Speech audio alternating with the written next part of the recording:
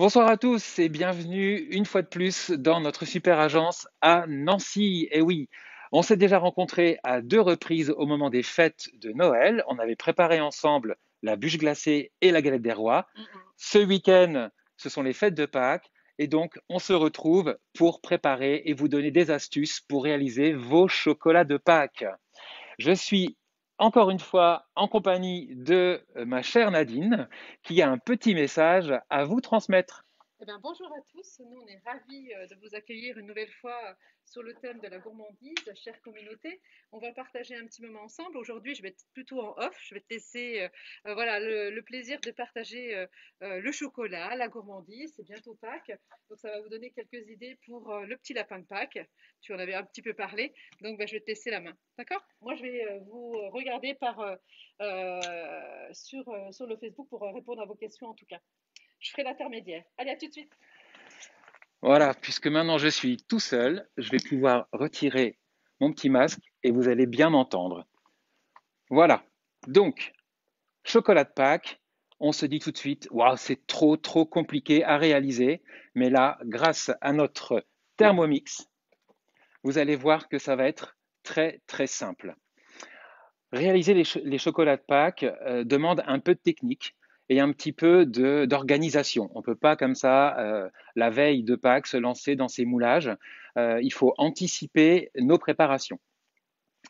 Je vais parler un tout petit peu de points techniques, à savoir le tempérage du chocolat, le matériel nécessaire pour réaliser vos moulages, et puis ensuite, je vous montrerai à partir d'une recette de cookies doux. Je crois que on a fait un petit peu de teasing ces derniers jours pour vous indiquer quelle recette on allait utiliser, mais à partir d'une recette, on va pouvoir en décliner et proposer des variantes. D'ailleurs, en première question, j'aimerais savoir quel est le chocolat que vous préférez. Est-ce le noir, le lait ou le blanc?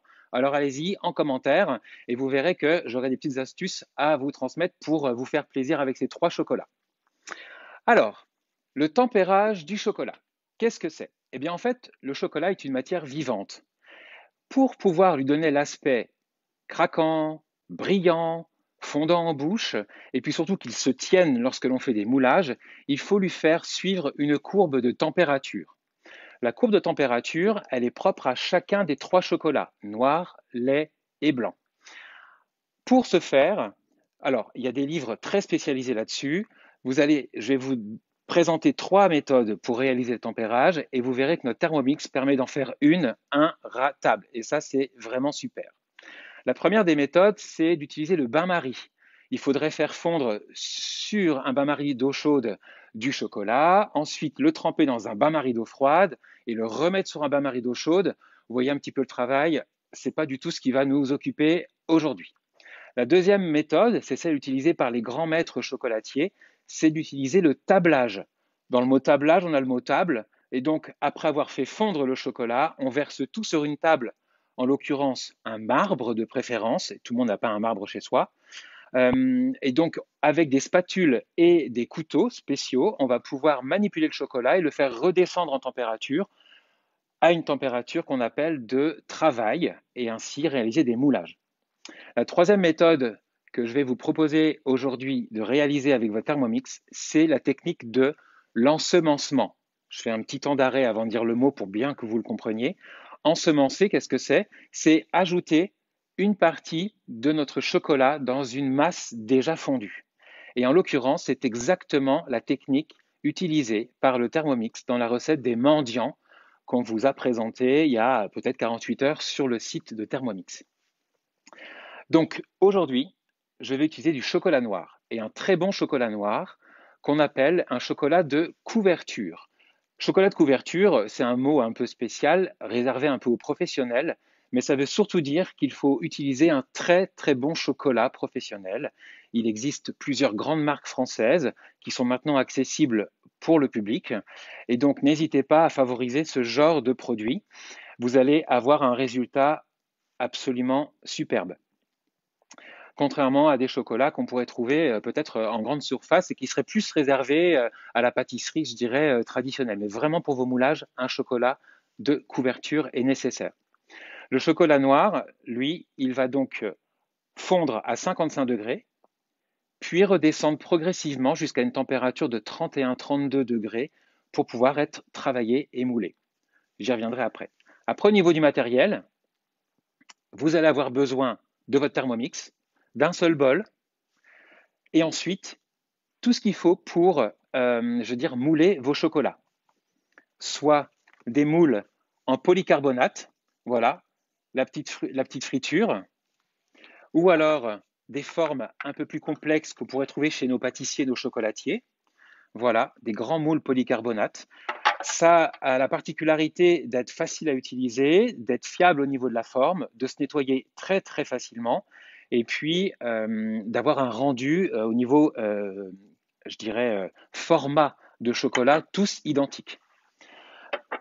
Donc des petits moules de friture. Oui. Notre communauté est très gourmande. Tu as plein de réponses sur chocolat blanc, chocolat noir, c'est très très diversifié. Ok. Ben, moi, franchement, j'adore le chocolat au lait avec des noisettes à l'intérieur et le chocolat noir avec des petits cristaux de fleurs de sel. Et vous verrez à la fin qu'on y reviendra à cette fameuse fleur de sel. Et puis sinon, il existe des petits moules en silicone. D'ailleurs, celui-ci est de chez Thermomix. Voilà, très bien, au format de pack, très bien utilisé en ce moment. Celui-ci, il a la forme d'une tablette de chocolat. Vous allez voir ce que je vais en faire. Et puis celui-ci, un peu plus ludique pour les enfants, voilà, des formes de lapin, assez volumineux quand même, de poisson, lapin et puis d'œufs de Pâques. Mais c'est pour la gourmandise, Julien. Mais oui, voilà, on sait qu'on aborde une période très très riche en chocolat et donc on va se faire plaisir par la forme et la variété. Pas que destiné aux enfants. Et pas que destiné aux enfants, en effet. Alors, je vous ai tout dit. Pour les moules, on va donc se lancer dans la recette. J'ai pris un petit peu d'avance et je continue là où j'en étais. J'ai bien sûr mixé mon chocolat pendant quelques secondes pour obtenir une poudre de cacao. Voilà, que j'ai ici. Je peux vous montrer. J'en ai réservé un tiers de la masse dans ce ramequin. D'ailleurs, ramequin qu'on connaît bien chez Thermomix, hein, je dis ça au passage. Et dans mon bol, j'ai mis 2 tiers restants. Je vais le faire fondre, comme le propose le Thermomix, à 55 degrés. C'est parti. 55 degrés, c'est nécessaire pour le chocolat noir. Si c'est un chocolat au lait ou un chocolat blanc, on va le fondre à 45 degrés. Donc n'hésitez pas à baisser la température de votre Thermomix et d'arriver à 45 degrés. On a la main quand même sur le bouton pour pouvoir varier les températures. Donc pendant 3 minutes, les couteaux vont mélanger et fondre en même temps. Au niveau du matériel que je vais utiliser, je vais prendre une poche à douille pour la précision. Vous savez, hein, depuis qu'on se rencontre, j'aime être assez précis dans mes gestes. Donc la poche à douille, si vous n'en avez pas, une cuillère suffira pour les mendiants, rassurez-vous. Je vais utiliser également une feuille qu'on appelle guitare. Elle est transparente. Et la différence avec une feuille de papier sulfurisé, c'est que lorsque je vais pouvoir mettre mon chocolat dessus, eh bien en fait, il va garder une grande brillance, alors que le chocolat posé sur du sulfut va rendre terne la surface au contact du sulfut. Mais si vous n'avez pas de guitare, prenez du sulfut, ça ira très très bien. De toute façon, la surface du dessous, on ne la voit pas, elle n'est pas visible à l'œil nu quand on présentera le chocolat de toute façon. Tu as une autre astuce pour le papier si on n'a pas de la feuille guitare? Mais voilà, si j'ai pas la feuille guitare, j'utilise le papier sulfut. Peux-tu nous redire ton grammage que tu as mis dans le Thermomix? Alors en fait, je suis exactement la recette du mendiant et là il me propose de prendre une masse générale de 250 grammes de chocolat que j'ai tout mixé et j'en ai réservé un tiers. Vous allez voir pourquoi dans une minute quand mon chocolat sera fondu. Qu'est-ce que je vais utiliser? Ah oui, nos mendiants, il va y avoir des fruits secs. Donc je profite du temps du Thermomix en fonte, de la fonte du chocolat, pardon, pour vous parler un petit peu des fruits secs. J'ai pris des fruits secs entiers, comme des noisettes, par exemple, des pistaches, des amandes, des noix, des cerneaux de noix, et je les ai torréfiés à 150 degrés pendant 15 minutes. Si je prends des éclats d'amandes comme ceci, ou des éclats de pistache, je vais torréfier 10 minutes à 150 degrés. Sinon, ils seront beaucoup trop cuits. Qu'est-ce que ça apporte, la torréfaction? Tout simplement, faire ressortir le gras du fruit sec et c'est un exhausteur de goût. Donc, vous allez parfumer vos chocolats déjà, mais surtout, vous aurez vraiment la pleine saveur de vos fruits secs. Moi, je confirme, j'ai goûté, c'est vrai. Et puis, on a aussi la possibilité de rajouter des segments là d'orange confite. Alors, privilégiez bien sûr des vrais fruits confits qu'on peut trouver sur les marchés ou chez les spécialistes. Voilà, mon Thermomix sonne. Vous voyez comme je suis pile poil. Est-ce que tu peux nous dire où tu peux trouver la feuille guitare? Alors, la feuille guitare, vous allez pouvoir la trouver dans des magasins spécialisés. Maintenant, il y en a de très grands noms hein, qu'on trouve un peu partout, dans des maisons spécialisées pour la boulangerie et également sur Internet. Il y a plein de sites Internet qui va vous permettre d'acheter votre matériel de pâtisserie ou de cuisine. Donc, profitez-en. Le chocolat est fondu. Je vais avec la spatule un tout petit peu racler les bords. Mais là, il est pile à la température. C'est top. Voilà. Et j'ajoute en une seule fois mon chocolat fondu, non fondu. Et du coup, j'ensemence mon chocolat fondu avec du chocolat non fondu. D'où cette technique d'ensemencement. Je remets le couvercle. Suivant, suivant. Et c'est parti pour 2 minutes d'ensemencement. Et vous allez voir, enfin de chez vous, vous le verrez, mais là sur l'écran, ce qui est vraiment top avec le Thermomix, c'est que le petit bouton température va descendre progressivement de 55, 50, 45, 40, 37, et hop, à 37 degrés, il va disparaître. Et donc, on va pouvoir utiliser ce chocolat en dessous de 37 degrés pour le travailler. Là, je suis à 45, pas besoin de surveiller en fait, hein. Et il se trouve que le temps de descente du chocolat est pile poil calculé, donc faites confiance à la recette des mendiants pour décliner et faire vos moulages au chocolat. 40 degrés. Là, je vois 37 apparaître. On te demande quel chocolat tu as utilisé, si tu peux redire. Voilà, Alors, j'ai utilisé un chocolat dit de couverture qui est d'une très bonne qualité, utilisé principalement par les professionnels, mais maintenant vous en trouvez à la fois sur Internet et dans des magasins qui vendent maintenant du matériel et des ingrédients au grand public. Voilà. Ça, c'est vraiment à privilégier. Et puis surtout, il y a une indication sur le paquet qui vous indique la courbe de température à respecter. Parfois, c'est 55, des fois, c'est 58. Mais là, pour le chocolat noir, on va utiliser 55 degrés. Et la descente, ma température a disparu. Il me reste 30 secondes de descente. Je lui fais confiance. Et après, je vais vous donner un petit geste technique que les pâtissiers ont pour voir si le chocolat est à bonne température de travail. En fait, tu es d'accord, Julien, c'est la même manipulation pour le chocolat blanc que du chocolat au lait. Ça sera la même manipulation pour les chocolats blancs et lait, sauf que au démarrage, je vais faire fondre à 45 degrés et non 55 degrés. Le fait de surchauffer le chocolat va faire ressortir trop le beurre de cacao et vous aurez des marbrures à l'intérieur de votre chocolat. Ce ne sera pas très bon et puis vous risquerez de dénaturer le goût. Voilà. Je récupère mon bol. Je prends ma poche à douille, la spatule, petit ramequin si besoin. Je vous montre tout de suite. J'ai mélangé pour bien finir d'incorporer les deux chocolats. On voit que le chocolat est fluide, donc ça c'est vraiment top. Et les pâtissiers, là je ne vais pas le faire parce que c'est un live et on va tous déguster après nos chocolats, mais il suffit pour savoir si c'est la bonne température de prendre une goutte de chocolat et la poser sur sa lèvre inférieure. Et si on a une sensation de froid, c'est qu'elle est en dessous de la température corporelle, donc en dessous de 37 degrés. Et c'est la bonne technique pour pouvoir le travailler. Voilà. De toute façon, s'il est en dessous de 28 degrés, il sera solide. Donc là, vous ne pourrez pas le travailler.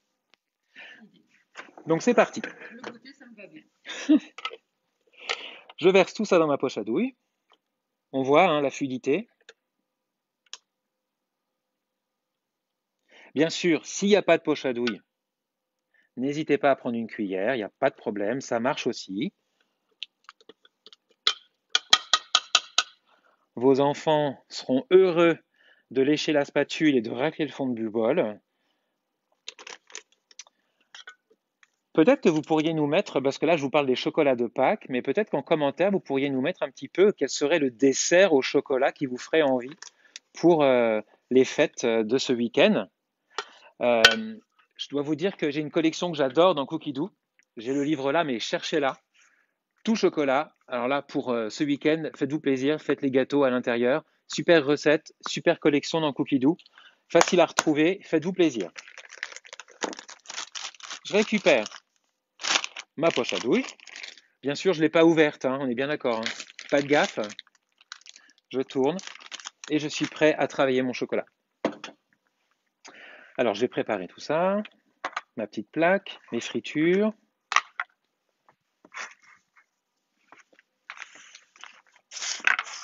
Julien, tu peux moi, j'avais pour habitude, quand le chocolat était dans le fond du bol, je faisais une crème dessert avec. Je profitais du chocolat qui était au fond pour profiter, pour pas gâcher la fin du bol. Alors, c'est une super idée, Nadine. Franchement, j'y avais pas pensé. Mais en effet, plutôt que de gâcher le fond du chocolat, profitez-en pour transformer ça en dessert, un peu comme quand on fait le sorbet. On en profite pour faire un smoothie Chocolat chaud. ou voilà. Donc, chocolat chaud avec la fin du chocolat, c'est super. Très bonne idée. Là, j'ouvre la poche à douille. Et c'est parti pour quelques mendiants. J'ai fait une toute petite ouverture. Hein. Je pense que... Alors là, je vais retirer le sulfure. Je vais dire... Non, peut-être que... Je vais directement empocher sur... Voilà. Ah, tu fais bien sur la feuille guitare. Je fais sur la feuille guitare. Et pour que vous puissiez voir le résultat, j'ai mis la feuille sulfure pour transparence. Voilà. Et j'y vais pour une petite quantité. Je vais pincer avec mes deux doigts pour éviter que ça ne coule de trop. Je vais pincer, hop, et je me décale. Comme ça, je travaille proprement. Donc tu as fait un tout petit trou. J'ai fait un tout petit trou. Je laisse couler le chocolat. Voilà. Si j'en mets trop, je vais vous montrer comment vous pouvez faire. Je fais ça, j'arrête d'appuyer et après j'étale mon chocolat avec la poche à douille. Voilà, je me lève. Et voilà. Ça, c'est pour les premiers mendiants que je vais venir décorer ensuite. Après, je vais prendre le moule à friture en polycarbonate. Et c'est pareil, je vais venir verser en petites quantités. Ouais. Hop là. Je vais mettre ça là, ici. Voilà. Je laisse couler le chocolat dans le moule. Pas jusqu'au ras-bord. Pas jusqu'au ras-bord, jusqu'au bord, pardon. Voilà. Voilà pour la petite friture. Et puis, on tape pour lisser la surface du chocolat. Et je vais prendre ma tablette de chocolat pour vous apprendre à faire vos propres tablettes de chocolat, à grignoter devant la télé le soir ou pour le goûter. Là, vous remplissez les empreintes de chocolat. Ça sent très très bon le chocolat. À côté de moi, j'ai les fruits secs, ça embaume le plan de travail. Voilà, je remplis ma tablette. Voilà, super. Et puis, je vais utiliser nos petits moules Thermomix, du coup. Voilà. Et puis, je remplis mes moules Thermomix en silicone. Voilà. Je prends bien soin de pincer l'extrémité de la poche à douille. Ça, c'est pour le plaisir des petits et des grands. Tout à fait, mais surtout les grands ici qui sont avec moi, qui n'attendent qu'une seule chose, c'est que tout soit fait pour pouvoir manger les chocolats. Il y a des gourmands. On va regarder aussi pour les collègues. Allez. On sait qu'ils nous regardent les collègues, alors. Exactement, je peux te dire, ils sont là. Voilà, je termine ma plaque et après je décore. Donc là, on voit que ton chocolat est très liquide. Il est très liquide et très brillant, donc c'est plutôt bon signe. Il est encore à la bonne température de travail. Il va de toute façon se solidifier en se cristallisant autour de 28-27 degrés. Voilà, j'ai terminé. Je tapote ma plaque. pour lisser. Tout tard pour la plaque, mais tu nous as expliqué que si toutefois on avait une bulle d'air qui s'était formée, ce chocolat-là, tu es d'accord, on peut le rechauffer après. Oui, alors, en effet, dans mes tests, ce que j'ai oublié d'aborder, c'est la préparation des moules. Par exemple, des moules en polycarbonate doivent être passés avec un coton pour retirer toutes les impuretés, les poussières. Parce que le chocolat va adhérer partout sur vos moules, même sur le silicone. Et s'il y a une impureté, le chocolat va s'agripper dessus et vous ne pourrez pas le démouler. Donc, il faut vraiment passer un coton ou alors pas d'essuie-tout ni de chiffon, un coton qui retire toutes les impuretés. Et puis, tout à l'heure, j'ai fait des tests, il y avait une ou deux bulles d'air et le chocolat, du coup, était marbré à cet endroit-là, il n'était pas brillant. Donc, c'est pas grave, j'ai tout récupéré et j'ai tout fait refondre. Bon, après, ça, c'est pour la perfection, sinon on peut les manger. Bien sûr. Voilà. Et maintenant, je vais customiser, je vais aromatiser mes mendiants. Donc, un cerneau de noix, voilà. Hop là, je vois déjà que le chocolat est en train de figer, donc c'est très bon signe pour le travail de la température. Oh, il est un peu gros celui-là. Prendre un plus petit. Donc là, tu choisis tes amandes torréfiées, tes noix torréfiées, tout a été torréfié. On est bien Tout a d'accord. été torréfié. Tu peux juste nous rappeler la température de ton torréfiage? La- Je sais la- pas si on dit comme ça. on dit la torréfaction. Torréfaction. Ouais. La torréfaction se fait à 150 degrés pour des fruits secs. Les fruits secs entiers se font autour de 15 minutes de torréfaction et les éclats se font autour de 10 minutes. Voilà. Et puis là, j'ai une belle plaque de chocolat. Alors là, je me fais plaisir, hein.